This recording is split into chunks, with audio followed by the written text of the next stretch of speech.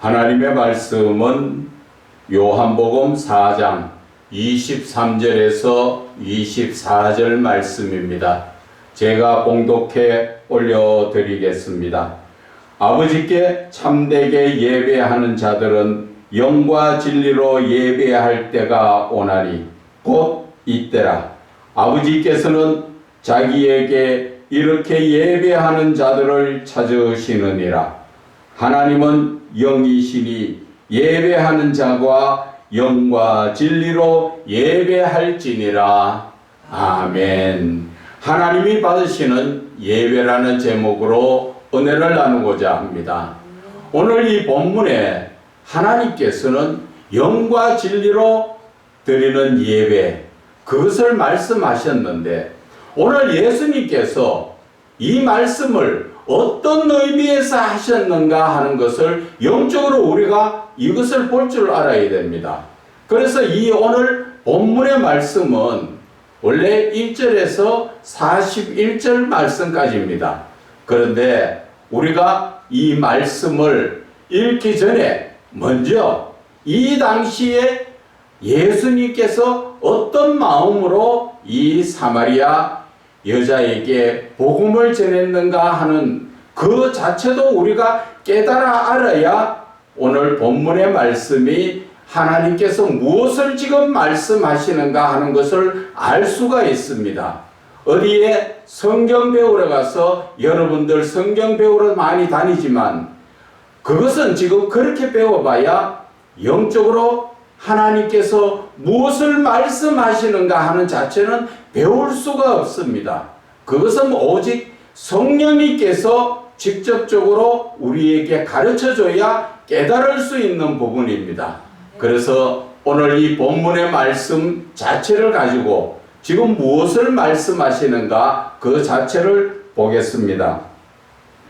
4장 4절에 보면은 3절에서부터 유대를 떠나서 다시 갈릴리로 가실새 4절에 사마리아를 통과하여야 하겠는지라 이렇게 말씀하셨지요. 지금 사마리아라는 것은 우리나라로 따지면은 원래 한국이 대한민국 땅덩어리가 하나잖아요. 그런데 남과 북이 갈라진 것처럼 이스라엘도 원래는 다윗이 통치할 때는 나라가 하나였지요. 솔로몬 시대까지도 하나였습니다. 그래서 이스라엘의 수도는 유대지요. 유대 땅을 이스라엘의 수도라고 이야기할 수가 있습니다. 쉽게 말하면 우리나라로 맞으면 서울이 우리나라의 수도가 되듯이 이스라엘도 그렇습니다. 그런데 그 당시에 솔로몬이 하나님이 주신 크신 지혜를 가지고 얼마나 많은 지혜로 여러 가지를 시험해보고 하다 보니까 지혜가 많다 보니까 오히려 하나님의 말씀에 어깃장을 놔서 하나님의 말씀에 노년에는 순종하지 않았던 것입니다. 그래서 그는 많은 여인들을 1000명의 여인들을 각 나라의 여인들을 다 데려와서 자기의 아내를 삼았습니다. 왜 그럴까요? 그것은 바로 전쟁을 하지 않으려고 각 나라의 여인을 데리고 와서 그 나라와 자기가 이 한 가족이 되는 것처럼 그렇게 나라를 평화롭게 하기 위해서 하나님이 주신 지혜로 그런데 쪽으로 머리를 쓴 것입니다. 그러나 어떻게 보면 그것이 머리를 잘 쓴 것 같지요. 그러나 그게 아니었습니다. 왜? 각 나라의 여인들을 데리고 올 때 여인들은 자기 나라의 우상을 하나씩 다 가지고 왔습니다. 그래서 1000명의 여인이 1000 우상을 두고 섬긴 것입니다. 그래서 다윗이 젊었을 때는 거기에 휘둘르지 않았습니다. 하나님의 말씀을 붙들고 하나님 말씀 안에서 살았습니다. 그러다가 노년이 되니까 이제는 여자들한테 지는 것이 이 세대나 그 세대나 남자들이 사는 삶은 거의 같다고 봐야 되겠지요. 남자들도 지금 뭐 돈 있고 힘 있고 젊었을 때는 자기 뜻대로 살지만 아무리 힘 있다고 많이 가졌다 하더라도 늙어보세요. 여자들 앞에 꼼짝 못합니다. 여자들 시키는 대로 따라 살 기대가 있습니다. 그런데 솔로몬이 그 많은 여자들이 섬기고 있는 그 우상들을 나이가 들어서 하나 둘 성전도 지어주고 거기에 가서 절하면서 살 때 하나님께서는 2번이나 돌아오라고 하나님은 솔로몬에게 말씀을 하셨지만 솔로몬이 끝내 거부하고 돌아오지 않았습니다.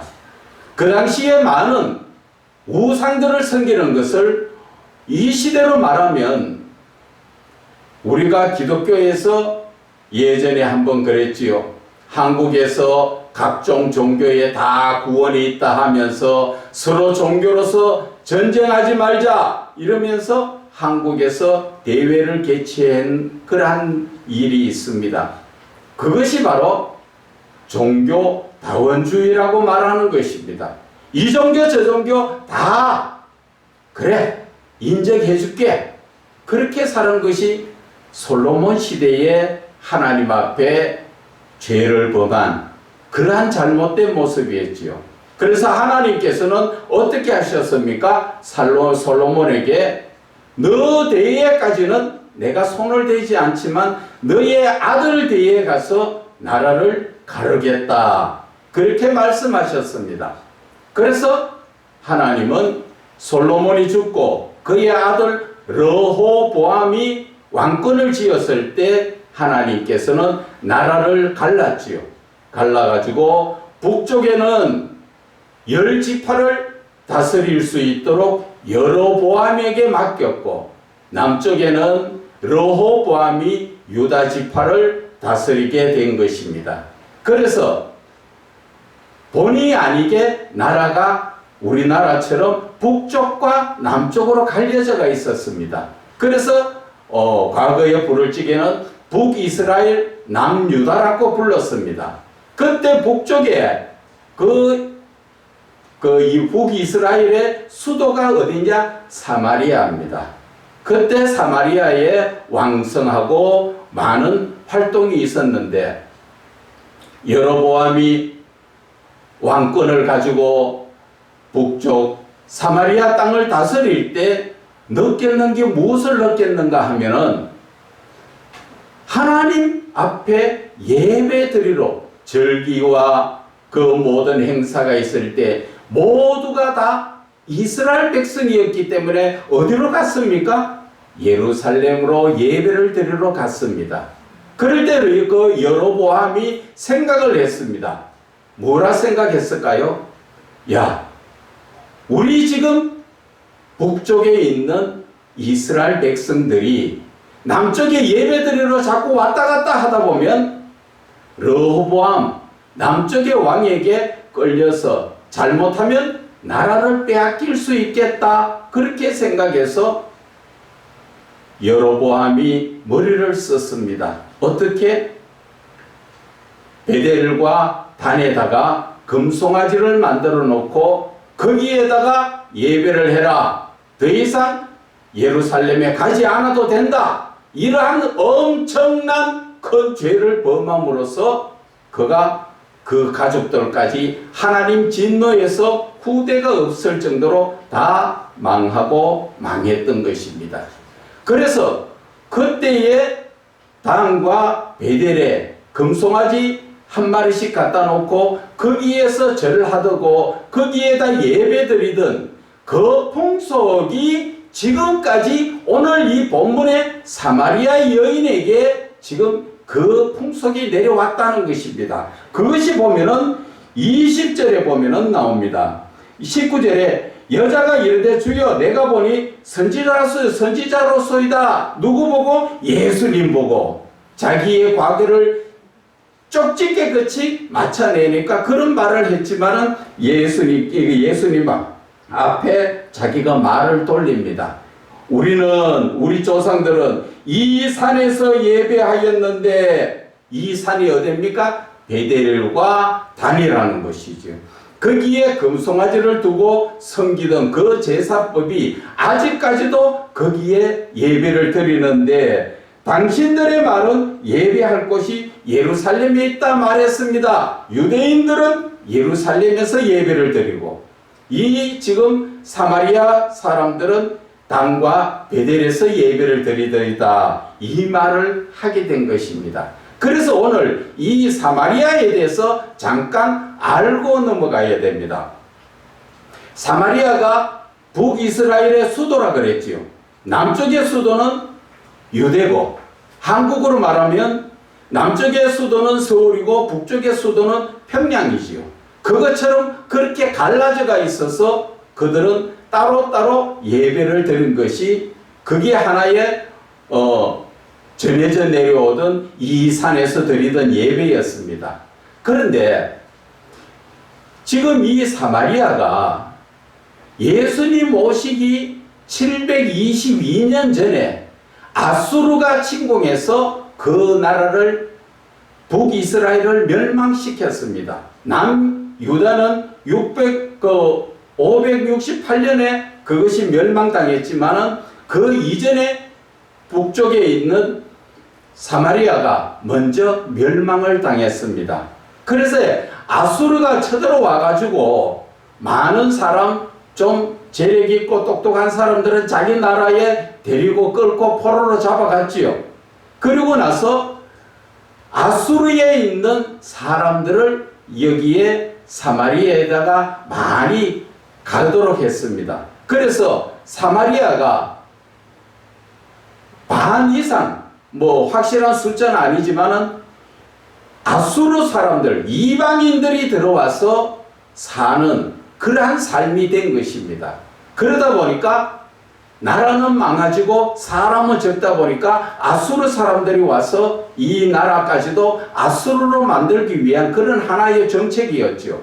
그래서 살다 보니까 사마리아에 남아있던 사람들과 세월이 지나면서 아수르 이방 사람들과 거기에서 한 동네 같이 살면서 눈이 맞아서 결혼하고 살고, 그러다 보니까 많은 혼혈인이 나왔는 것입니다. 이방 사람과 하나님이 택한 이스라엘 백성들 사이에 그 자체가 혼합이 돼서 결혼을 이 사람 저 사람 따지지 않고 결혼해가 살다 보니까 이 혈통이 완전히 혼혈이 됐다, 그 말입니다.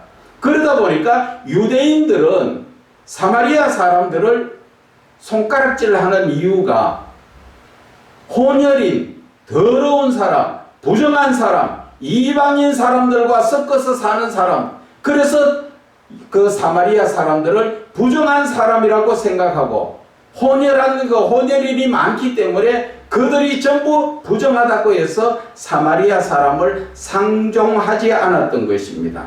그래서 오늘 이 예수님께서 갈릴리로 가시는 길이 사마리아를 통과해서 가면은 지름길입니다. 그러나 유대인들은 다 사마리아를 돌아서 갑니다. 왜? 상종하지 않는 사람들에게, 부정한 사람들을 만나지 않기 위해서 그 길을 돌아서 가는 것이었습니다.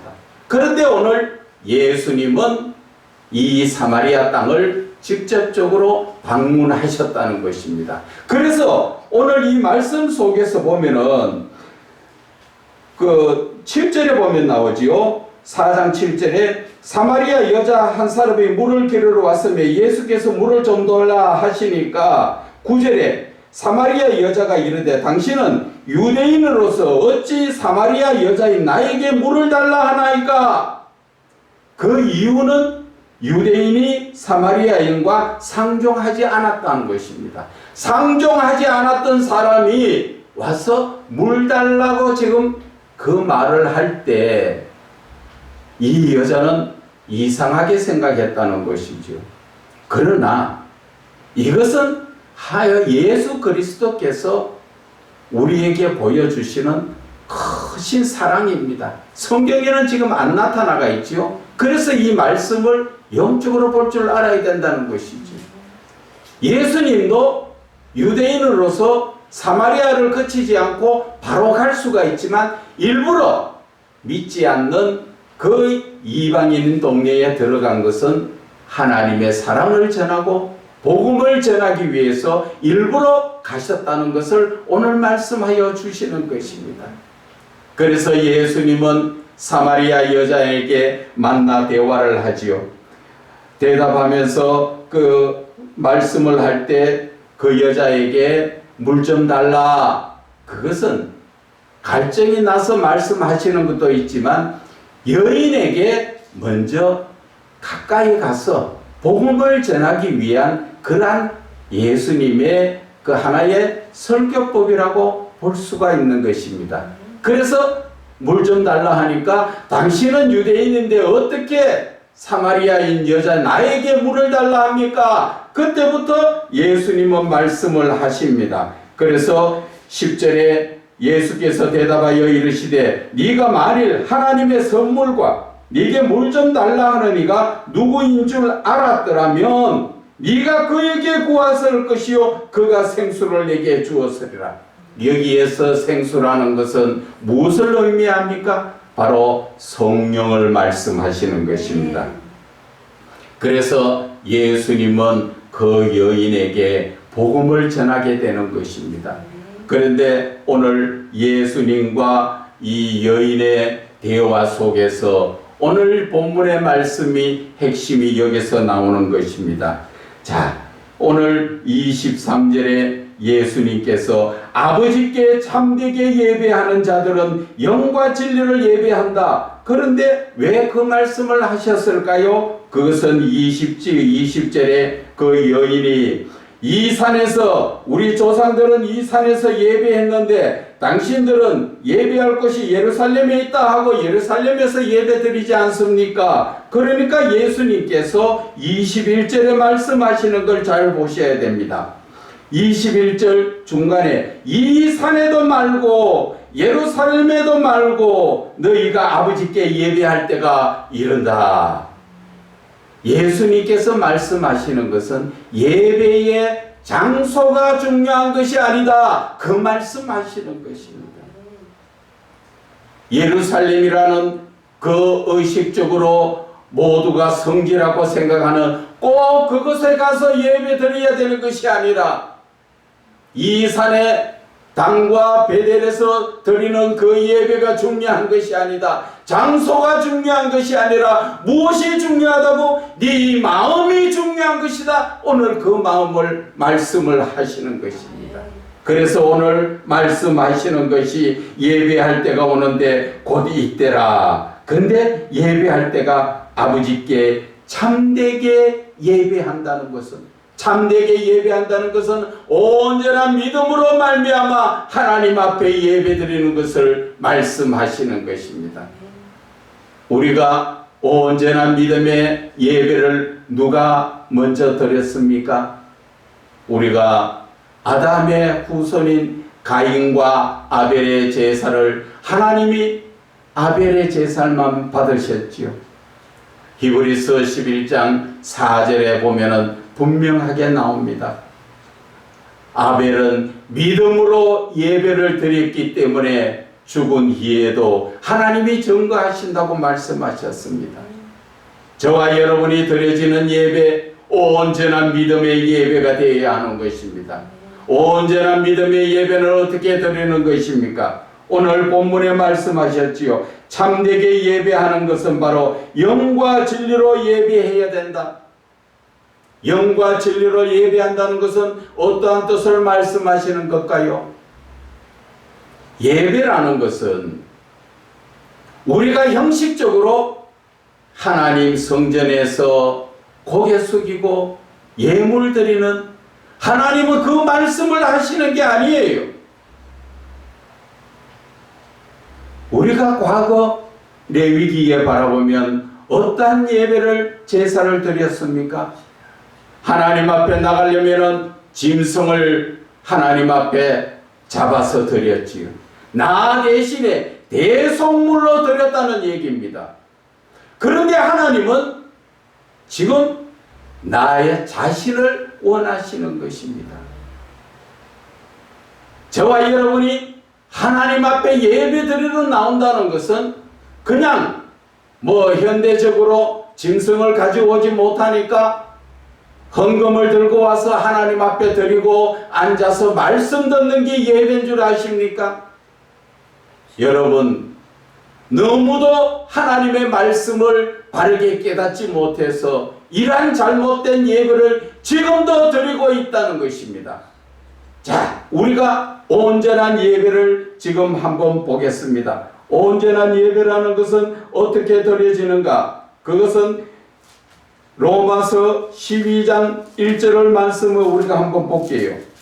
하나님께서 우리에게 분명하게 말씀하신 예배의 본질을 말씀하십니다. 12장 1절에 형제들아 내가 하나님의 모든 자비하심으로 너희에게 권하노니 너희 몸을 하나님이 기뻐하시는 거룩한 산제물로 드리라. 이는 너희가 드릴 영적 예배니라.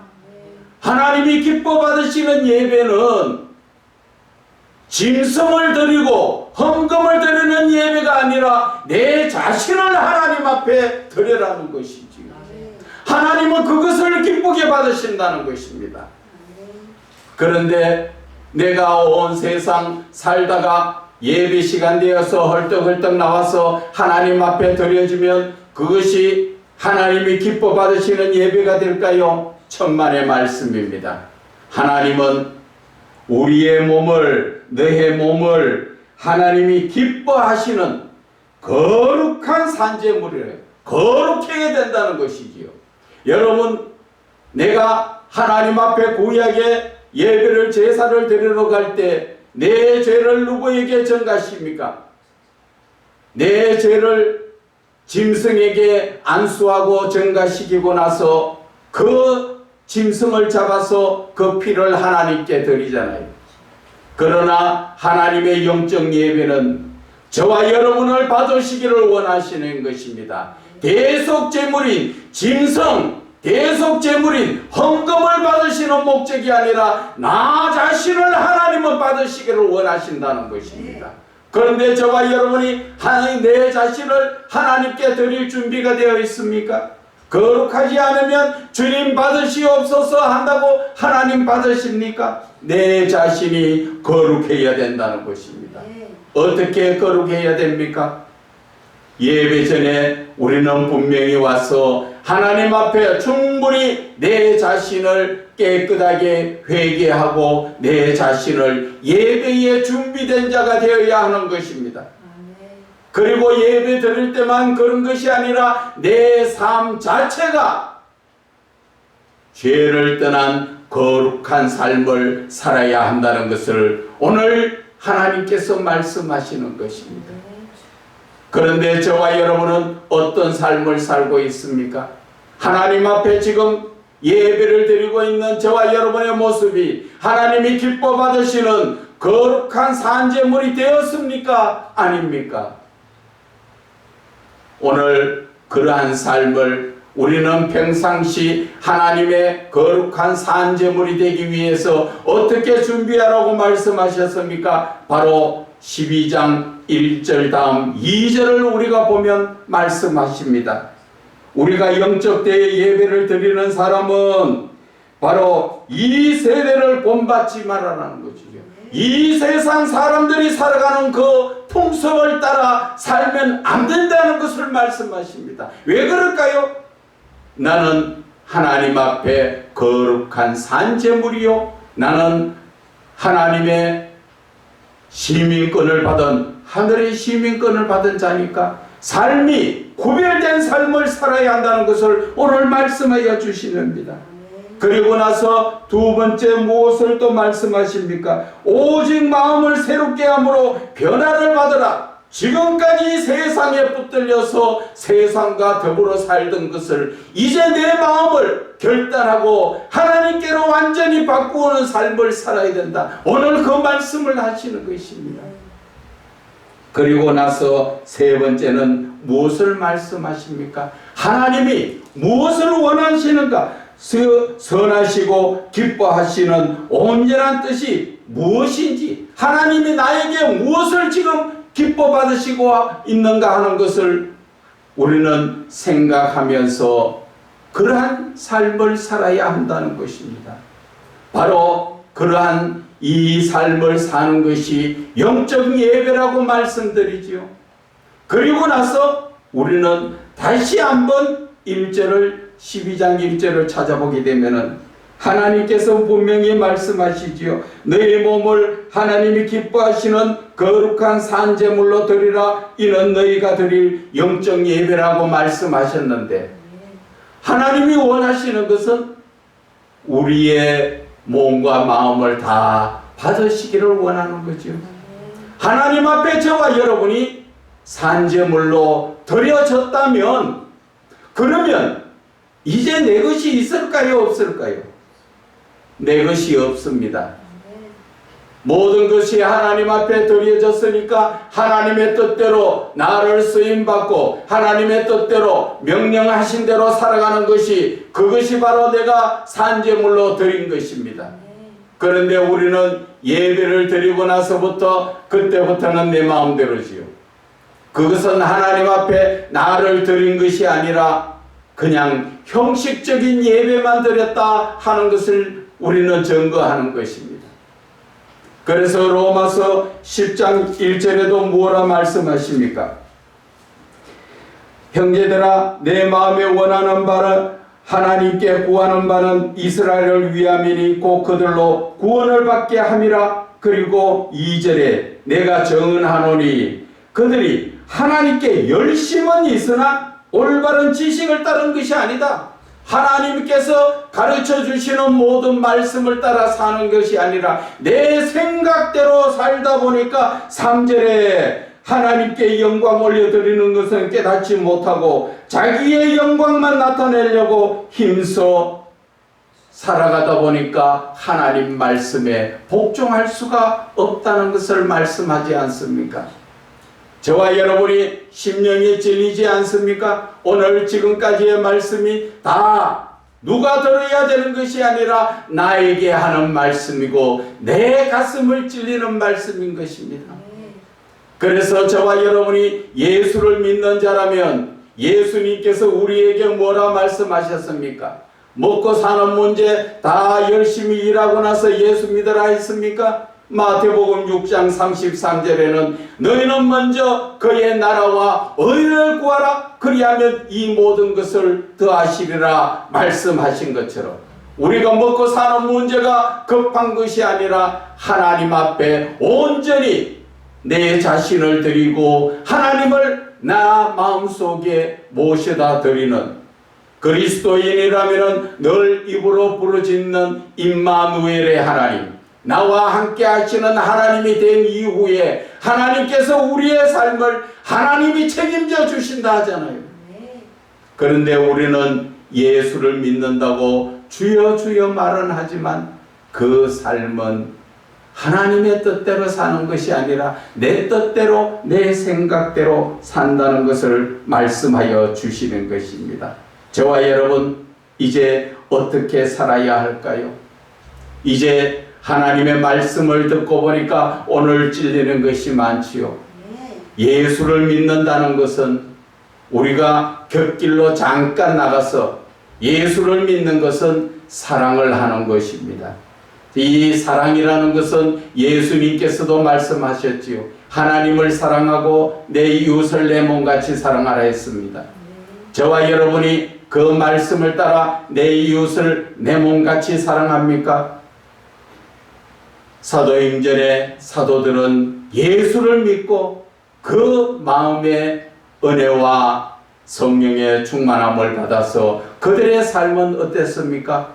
많이 가진 자는 자기의 것을 팔아서 어려운 자들을 나눠주는 그런 사랑, 하나님께서 내 이웃을 내 몸같이 사랑하라는 것이 바로 내 이웃이 어려우면 도와줄 줄 아는 그러한 사랑, 내 것이라고 가지고 있는 것이 내 것이 아니라는 것이죠.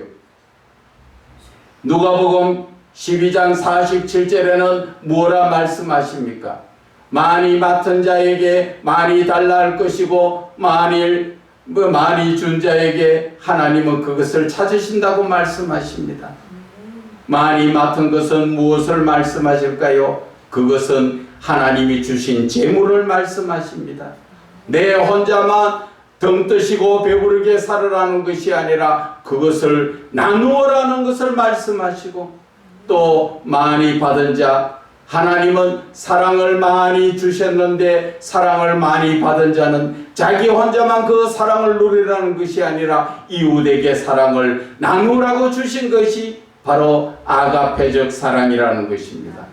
그러한 아가페적 사랑 가운데서 저와 여러분은 무엇을 배우고 무엇을 행하고 살고 있습니까? 이러한 하나님의 말씀을 따라 행하지 않고 순종하지 않는 자가 오늘 하나님 앞에 거룩한 산제물이 될 수 있을까요? 그러한 마음을 가지고 이 교회에 앉아 하나님 앞에 저를 받으시옵소서 한다고 하나님이 받으시겠습니까? 여러분, 내 자신을 거룩하게 해야 하나님이 기뻐 받으신다고 분명하게 말씀하셨습니다. 이제 저와 여러분의 온전한 예배가 어떤 것인가 우리는 깨달아야 합니다. 하나님께서 짐승을 받고 대신해서 나 대신의 짐승과 헌금을 받는 그것을 원하는 것이 아니라 하나님은 나 자신을 받으시기 원하는 것. 저와 여러분이 예배를 드리러 올 때는 온전히 내 자신을 하나님께 드리는 시간이라는 것을 깨닫고 온전히 나 자신을 드릴 준비가 되어야 하나님이 그것을 기쁘게 받으신다는 것이지요. 그래서 우리는 요한복음 4장 다시 보면은 하나님은 영이시니 예배하는 자가 영과 진리로 예배해라. 영과 진리로 예배한다는 것은 성령이 함께 하시는 예배를 말합니다. 왜 성령이 함께 하시는 예배가 되어야 할까요? 성령님은 하나님과 교통교제를 하십니다. 우리가 이 예배를 통하여 우리에게 성령이 역사하시면 이 예배 가운데 하나님의 말씀이 우리에게 교통교제가 이루어지고 그 말씀이 진리의 참된 말씀이 우리의 마음속에 새겨지기 때문에 그렇습니다.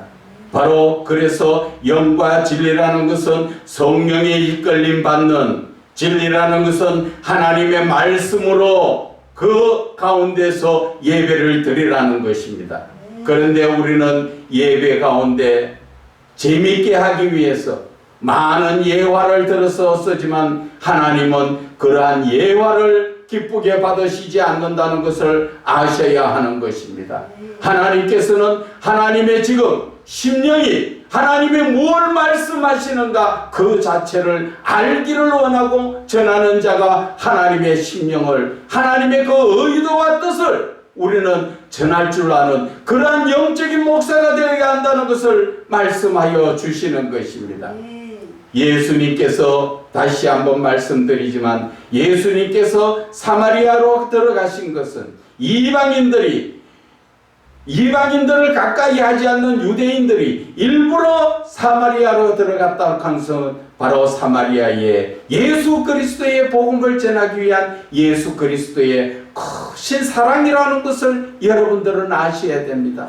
그것이 성경에 나와 있습니까? 우리가 그 말씀을 깊이 묵상하면은 하나님께서 이렇게 누구든 사람을 외모로 보지 않고 그 마음을 보시며 사랑으로 이끌어 가신다는 것을 우리는 깨달아야 합니다.